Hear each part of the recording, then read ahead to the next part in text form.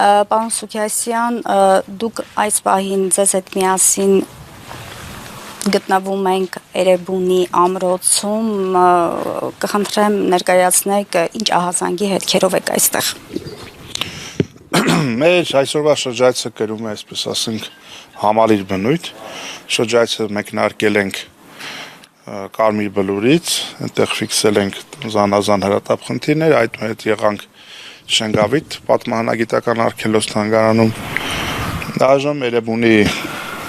թանգարանում, այդ երեքը միասին մի կառույց են համարվում, այստեղ գտնվելով ֆիքսեցինք հետևյալը, որ կան ինչպես խնդիրներ, որոնք ժառանգվել են շատ վաղուց, բայց նաև կան խնդիրներ, որոնք կուտակվել են վերջի ժամանակաշրջանում, օրինակի համար այս տեղանքին, այս կլիմային, տարվա այս եղանակի համար աննորմալ երևույթ է, որ այս ամրոցի տարածքում ջուր ընդհանրապես չկա։ Այսինքն տուրիստը կարող է ջուր ուզել, տուրիստը կարող է վատանալ առհասարակ եւ բացի այդ ամբողջ տարածքը փշերով, տատասկներով, խոտով է ծածկված։ Սա անմշակ վիճակ է, սա հետևանքն են բանի, որ ոչ թե մշակում սիզամարգ են ցանում, ոռոգում են,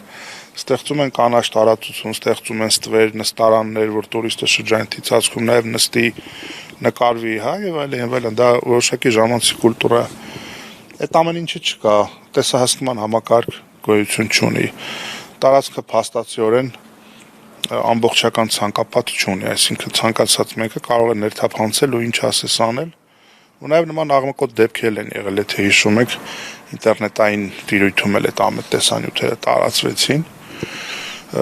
Բայց խնդիրը հիմնականում կառավարումն է, որ ավելի քան 1 տարի տնօրեն չունի թանգարանը եւ նախկինում քիչ առաջ հիշատակած Շենգավիթը եւ Կարմիր Բլուրն էլ, քանի որ այս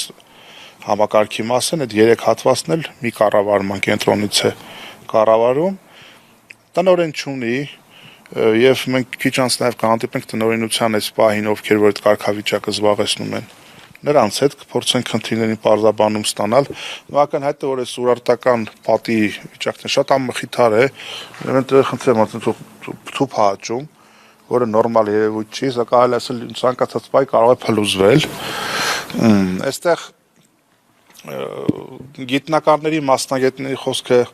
հետադարձ հայացքով ուսումնասիրելով արձանագրել է, որ ուրարտագետների շրջանում կա մտավախություն, որ Էրեբունի ամրոցի այս իրավիճակը շատ, այսպես ասենք, համահուն չէ ադրբեջանական քարոզչության հետ, ովքեր ուզում են ամեն կերպ պնդել, որ 1510 թվականին Ռևանղուլի խանն է հիմնադրել Երևանը եւ այլն, եւ ուրարտագիտությունը որպես այդպիսին սկզբում 7-րդ դասարանի գրքերից հեռացնելով, հետո էլ արդեն այս ուրարտական այս պատերի այս ժառանգությունը այս ամխիթար վիճակում թողնելով կարծես նպատակ է հետապնդում, որ նպաստեն այդ խոսույթին, այդ պահանջներին եւ Երևանի 2800-ամյա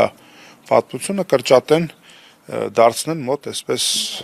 500-ամյա քաղաքի ինչ-որ մի խոսույթ, որը ամբողջովին տեղավորվում է ադրբեջանական հավակնությունների շրջանակներում։ Դրանք ընդհանուր մտահոգող փաստեր են, տեղեկություն ունենք, որ նաև մշտական ցուցադրություն չունի Էրեբունի թանգարանը, որը նույնպես խնդրահարույց է, եւ առհասարակ Երևան եկող զբոսաշրջիկին, եթե դու առաջինը այստեղ վստահաբար չբերես, ուր պիտի տանես, Կառնի, Գեղարդ, բոլորը չի որ հասցնում են, բայց ասենք Երևան գալ ու Երևանի մասին պատմող համապատասխան համարժեք որևիցե ներկայանալի կառույց չունենալ, իսկ ես գտնում եմ, որ այս պահին ներկայանալի չի։ Սա ներկայանալի վիճակ չի, այսպես լքված, մոռացված, անտեսված, փաստացի սա Երևանի ծննդավայրն է, հա, եւ երբ որ Երևանում զանազան միջոցառումներ, ծրագրեր, ինչ որ այսպես պամպեզնի համերգներ, բաներ, որ արվում, հա, այդ ամենը իմ աչքերում գրոշի արժեք չունի, եթե Երևանի ծագման վայր հանդիսացող այս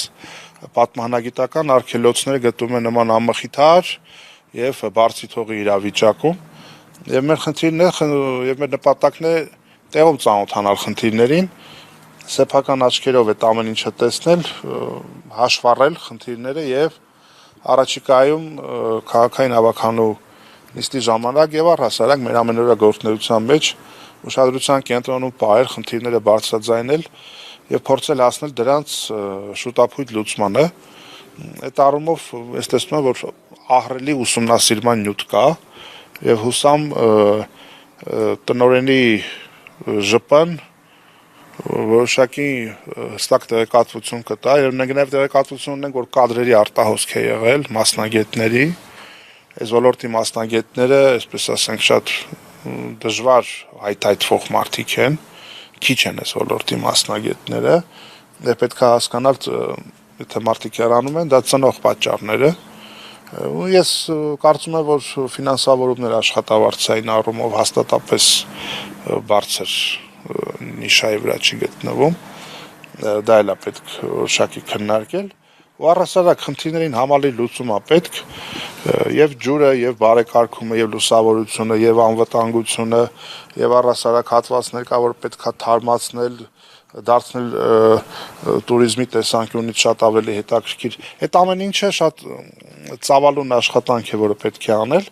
եւ մենք նպատակադրված ենք, որ այս հետամուտ լինենք այս խնդիրների լուծմանը։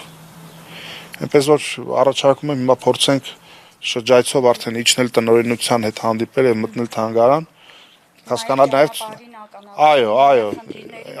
այո, տեսնենք ինչա կատարվում իրականում ամբողջ տարածքում։